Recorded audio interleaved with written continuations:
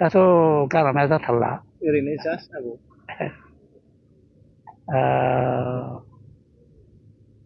बावबायसो नामा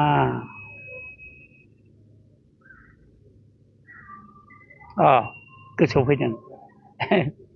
खनथारनांगोन नामा एसे सिरि खननानै दिन्थिनो हागोन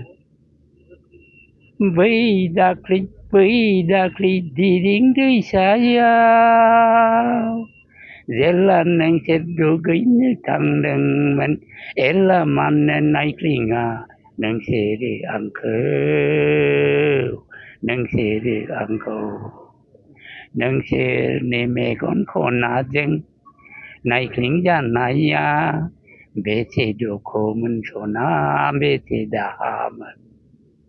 बेबायदिनो रोजाबोमोन आरो